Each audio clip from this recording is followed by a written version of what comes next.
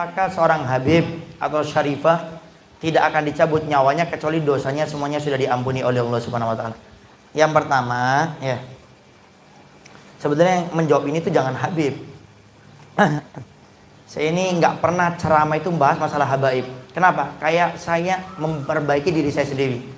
Seakan-akan saya minta dihormati, minta disanjung, muliakan. Saya nggak butuh hormat dari manusia. Yang saya butuhkan hanya ridhonya Allah dan kecintaan Nabi Muhammad SAW. Kenapa? Karena kesenangan manusia itu cuma 60-70 tahun. Meninggal selesai.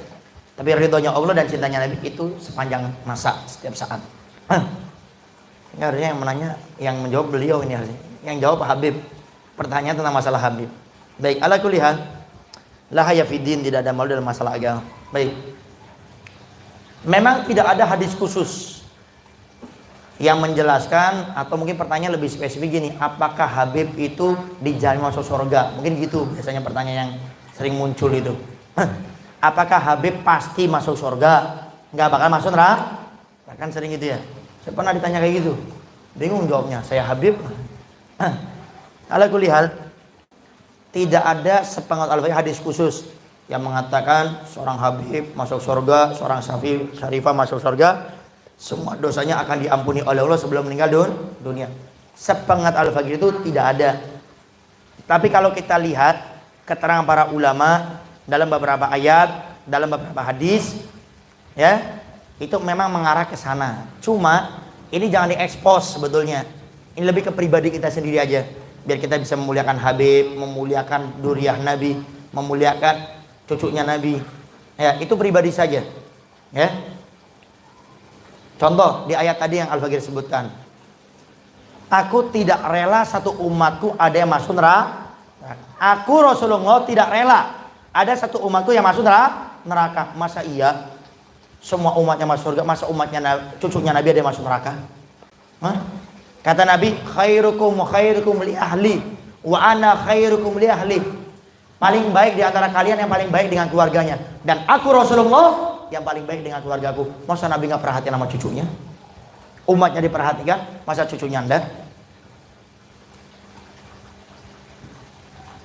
Sehingga bahkan ada satu hadis yang sangat luar biasa yang harus jadi pedoman bagi kita, mau itu yang Habib atau yang bukan Habib.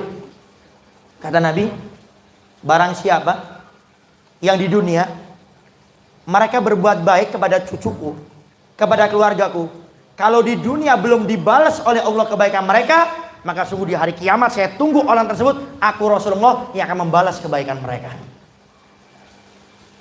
Dan akulah orang yang paling baik, berbuat baik kepada orang yang baik dengan keluargaku. Au kama qala. Jadi itu sebetulnya pribadi buat kita. Karena sudah banyak cerita para kiai, para ulama yang mereka bisa mimpi bertemu Nabi sering. Itu karena bagaimana cintanya mereka kepada para habaib, cintanya mereka kepada Syarifah, cintanya mereka sama keluarga Nabi. Bagaimana cara mencintai Habib dan Syarifah yang sungguhnya, mencintai keluarga Nabi yang sungguhnya, mencintai Nabi lewat keturunannya. Jangan beda-bedakan antara Habib yang satu dengan Habib yang lainnya. Kalau Habibnya berilmu, Habibnya alim, Habibnya soleh, kita muliakan. Tapi di saat Habibnya nggak alim, Habibnya nggak soleh, Habibnya nggak baik, kita hinakan. Itu bukan cinta. Karena cinta itu tidak pernah melihat kepada orang yang dicinta. Tapi murni cintanya itu adalah kepada objek yang dicintainya.